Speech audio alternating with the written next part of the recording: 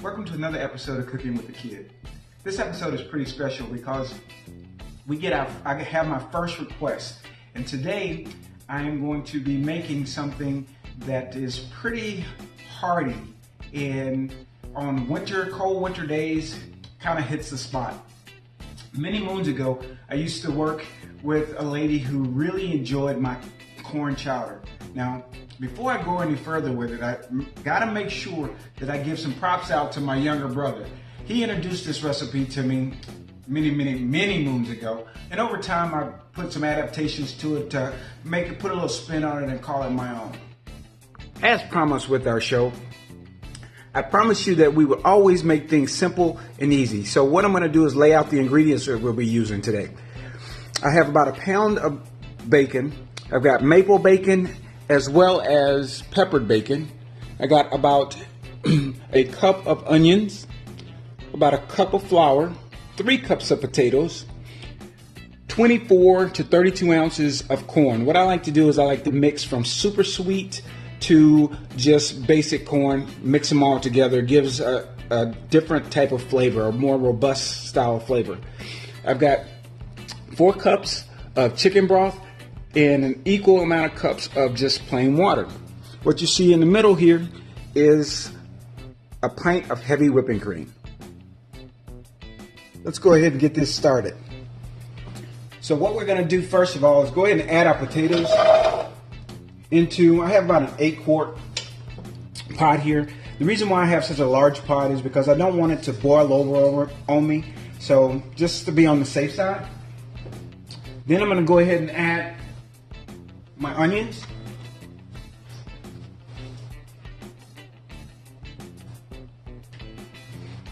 And that's it. As far as the solids go, I'm going to go ahead and put the chicken broth that I spoke about. Go ahead and add that. And also the water. If you do this right, your water should just about cover over the top of your potatoes and onion. Go ahead and get this bad boy started. Gonna bring it to a boil, and we're gonna simmer this until our potatoes begin to be just about soft, al dente. And then I'm gonna go ahead and start over here with our bacon.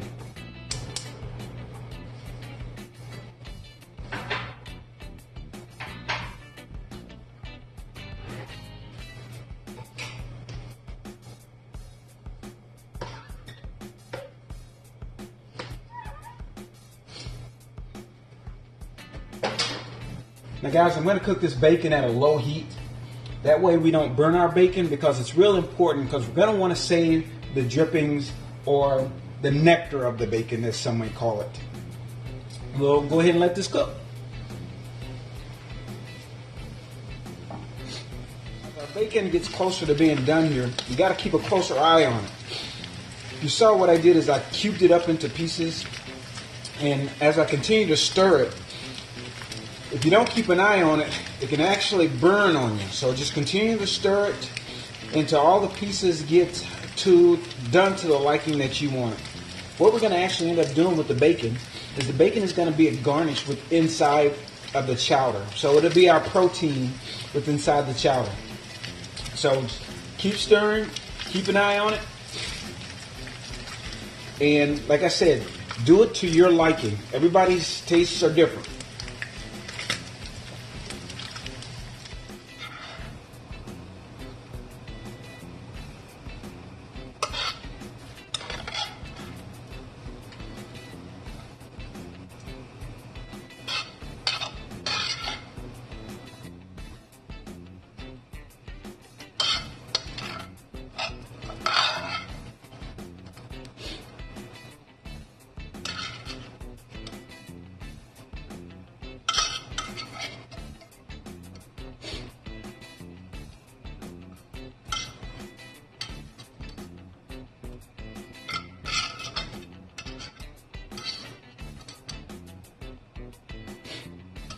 Get all those pieces out.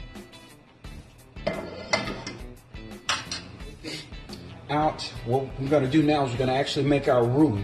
The roux is what is used to actually make our soup a little bit more dense. So I got a little bit of that flour that I was speaking about earlier. Got about a cup here. We won't use a cup, but what we'll do is we'll sprinkle a little bit into this grease. I'll allow the grease to cool off just a little bit, not too much. So you just add a little bit of flour into your grease. Nectar, sorry. Stir that in.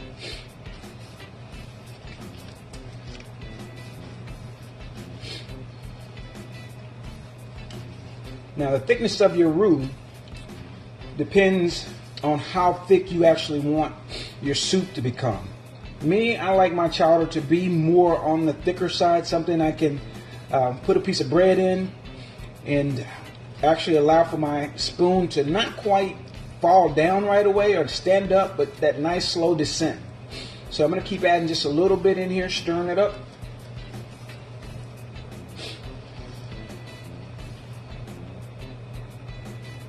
A little bit more here. So when it's all said and done, I used about half a cup of flour.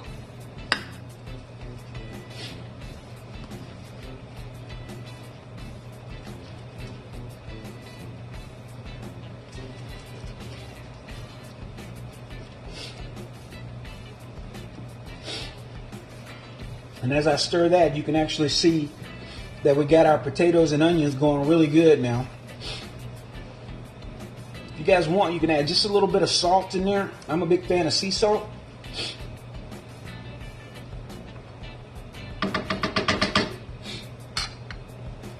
And that's how your roux is going to look.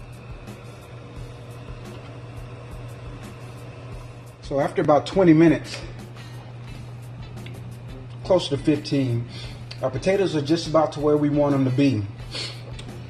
You can start to almost see through the edges of them, so it becomes a little bit more not really transparent, but you can actually see the difference in the white of the meat of the potato. So at this time, what we're going to do is go ahead and add the corn.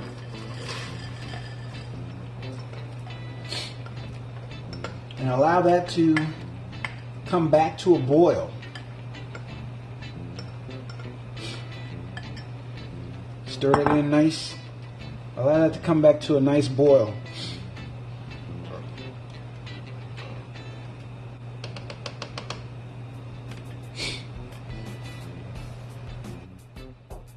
Now that we've got the corn to start to roll a little bit, not quite a boil, but it's starting to roll a little bit. The broth is nice and hot again. I'm gonna go ahead and throw that pint of heavy whipping cream in there, all of it.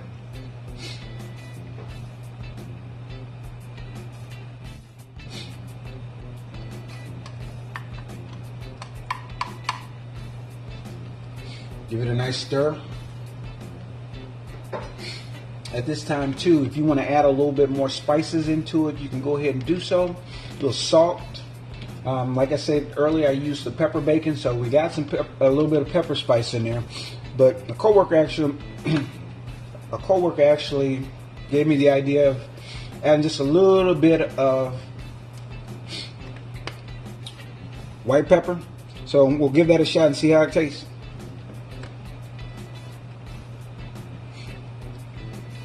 After introducing the heavy whipping cream, we allowed it to come back to boil. Going to give it a couple stirs here.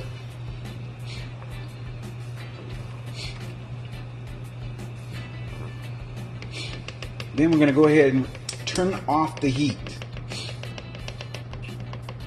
By turning off the heat, it's going to stop from this reduce, I should say stop, but help to reduce this grease, because keep in mind, your roux consists of bacon grease, and we're going to introduce bacon grease into a water mixture.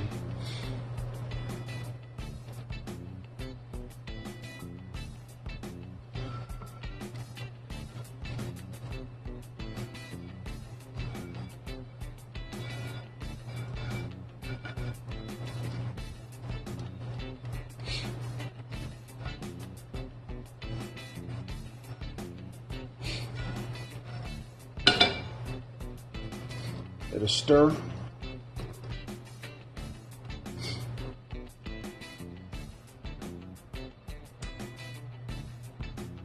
Don't forget your bacon. Some people like to just go ahead and add their bacon into their chowder. I tend to put a majority of the bacon into the chowder and save just a little bit for the garnish on top.